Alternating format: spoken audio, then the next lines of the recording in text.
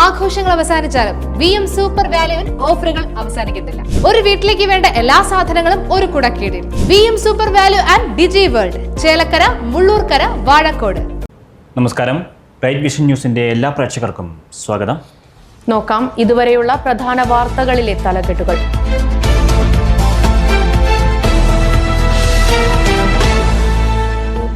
ഭവന പദ്ധതികൾ ഉൾപ്പെടെ അടിസ്ഥാന സൗകര്യ വികസനത്തിന് പ്രാമുഖ്യം നൽകി ചേലക്കര ഗ്രാമപഞ്ചായത്ത് ഭരണസമിതിയുടെ ആദ്യ ബജറ്റ്.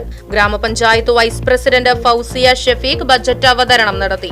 അവതരിപ്പിച്ചത് 75,86,86,475 രൂപ വരവും 72,27,71,800 രൂപ ചിലവും 3,31,14,675 രൂപ നീക്കിയിരിപ്പും പ്രതീക്ഷിക്കുന്ന ബജറ്റ്.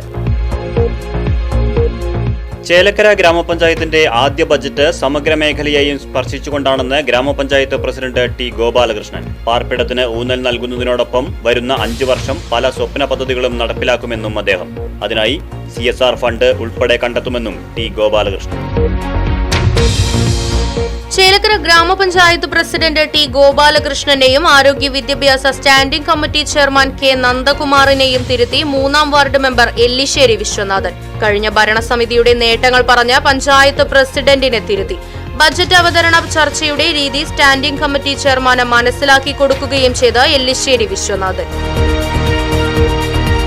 വിശപ്പ് രഹിത ചേലക്കര പദ്ധതിയുമായി പ്രൈവറ്റ് ബസ് തൊഴിലാളി യൂണിയൻ CITU ചേലക്കര മേഖലാ കമ്മിറ്റി. ചേലക്കര ലയൺസ് ക്ലബിന്റെ സഹകരണത്തോടെയാണ് പദ്ധതി നടപ്പിലാക്കുന്നത്. പദ്ധതി ജൂൺ 1 മുതൽ നടപ്പിലാകും.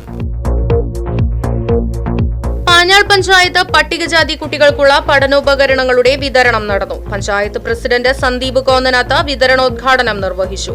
പഞ്ചായത്തിലെ വിവിധ സ്കൂളുകളിലെ 1-ാം ക്ലാസ്സിലെ പട്ടികജാതി വിദ്യാർത്ഥികൾക്കാണ് മേശയും കസേരയും വിതരണം ചെയ്തത്. പ്രധാന വാർത്തകളിലെ തലക്കെട്ടുകൾ സമാപിക്കുന്നു. നന്ദി, നമസ്കാരം.